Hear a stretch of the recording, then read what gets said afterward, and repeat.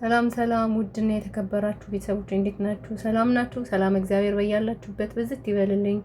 ሰላም እግዚአብሔር በያላችሁበት ደጋግሞ ይብዛልኝ። እንዴት ናችሁ? ደህና ናችሁ?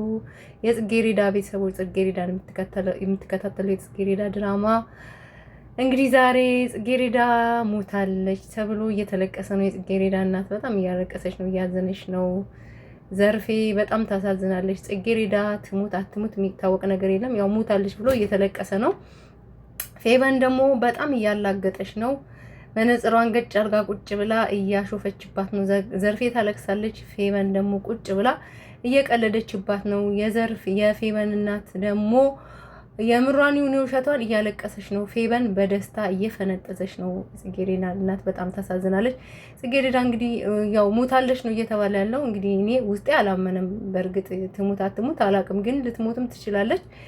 ግን በጣም የሚያሳዝነው ነገር ያው አቶ መኮንን መተዋጽናናት የአቶ መኮንን ልጅ መተዋጽናና በዚህ በኋላ ግን እኔ ያለችው ፌበን ትመስለኛለች። ፌበንና የፌበን እናት ከዚህ በፊት የፌበንን አባት ገላለች። አሁን ደግሞ ጽጌረዳ ከጋሽ መኮንን ልጅ ጋር እንዲጋቡ አትፈልግምና ከአቶ መስፍን ልጅ ጋር ይቅርታ ከአቶ መስፍን ጋር እንዲጋቡ አትፈልግምና መኮንንም ተገኝቷል። እንግዲህ እውነት ትሙት አትሙት አላውቅም። ጽጌረዳ የጀመረችው ስራ በጣም ደስ አይልም ነበረ። ያው የምትሰራው ስራ እሷ ምስኪን ናት። እናቷን ልታሳልፍላት ደህና ገፋ ጎንበስ ቀና እያለች ነበረ። መኮንን ደግሞ ለሆነ ነገር ሊረዳት እየተጣጣረ ነበረ። ግን አለቃቸው በጣም ከግርግር እየተከተላቸው ብዙ ያስፈራራው ነበረ።